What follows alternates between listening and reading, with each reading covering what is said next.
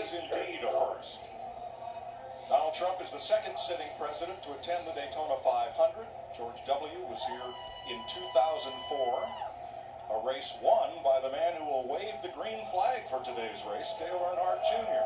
But this is truly an historic first. A sitting United States president pacing the field for the great American race. He said he wanted to do a lap. He's going to do it. Well, he is the president. He has that right. And I just can't imagine, as a driver, as a competitor, the magnitude of this. This only builds up what is the great American race and one of the biggest races in the world to put that much pressure on you to win this race today. I'm not sure how this idea came about, but I have an inkling. A phone call was received the other day in Franklin, Tennessee, at the home of our former colleague, Darrell Waltrip, who retired from broadcasting at the end of the 2019 season, asking him to fly to Palm Beach this morning and join President Trump on Air Force One on the ride up here to Daytona. So I would not be surprised if Darrell had a little hand in what we're about to see. Maybe he's giving him some tips down there about those high banks here at Daytona. And are the drivers excited about this? Well, here's Clint Boyer's radio. He's going to pace the field? Yes. Love it. Gosh, it's awesome. You know, Mike, people ask me, do you miss it? You know, are you jealous of those competitors out there? Today, right now, I am. I would love to be in this Daytona 500 field out there competing today. This is just so special. Now, we know that at least 70 miles an hour is required to keep those cars up on the banking. Those presidential limousines, which are built on truck chassis, weigh about 22,000 pounds, will probably not be doing 70 through the 31-degree banking of turns 1 and 2. But we'll stay down on the apron. Now, you think when he finishes this lap, is he going to do a burnout? What kind of horsepower is underneath the hood of that car? Well, Jeff, our Fox graphic department came up with a comparison between the NASCAR Cup cars and what the Secret Service calls the Beast, the presidential limousine, built by Cadillac on a truck chassis. But with Cadillac sheet metal, it's 2 feet longer than the Cup car, and it's a little heavier at 22,000 pounds. Horsepower and top speed is sufficient, but unknown.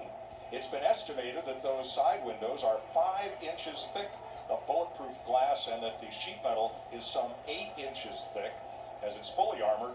And of course, seating capacity 7 for the limo and 1 for our Cup cars. The only thing I wish they'd have modified on that limo is put a spoiler on that rear deck lid. Just for NASCAR. Well, it does have a couple of antennas for communication, after all. Not sure what those flags on the front fender are going to do for aerodynamics. Nor do we care. Donald Trump is the 4th sitting United States president to attend a race here. Ronald Reagan gave the command to start from Air Force One and was here when Richard Petty drove to his 200th victory over Cale Yarborough in a firecracker 400. George H.W. Bush, the summer of '92, and George W. Bush, the 2004 Daytona 500. Bill Clinton campaigned at Darlington at a NASCAR race, but the president with the closest ties to the sport was Jimmy Carter. One of Jimmy's closest friends in Georgia when he was governor was Alf Knight, the longtime superintendent of Atlanta Motor Speedway. Jimmy would come down, be a visitor to the track often, and was honorary starter for a race there when he was governor. Someone on Twitter took a picture of the presidential limousine and emblazoned a NASCAR style number 45 on the door, but that idea was rejected in favor of the presidential seal. Well, we know these race fans, they've been ready all week. They're super excited, waving flags of their favorite driver, but I got to imagine there's a lot of American flags waving out in the infield right now as we get ready to take the green flag here.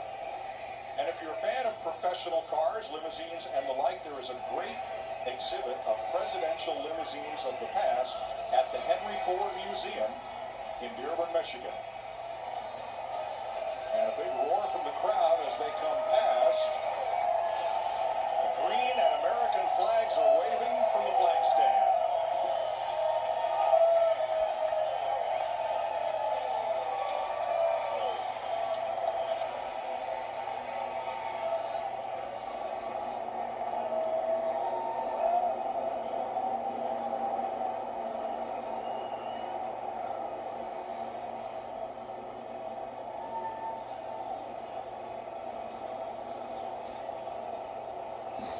sight for the ages right there.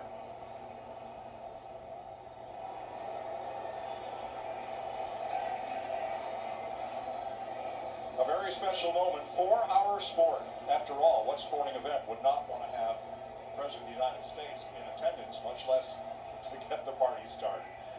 Welcome to Daytona. We're ready. We've been ready for 10 days for the biggest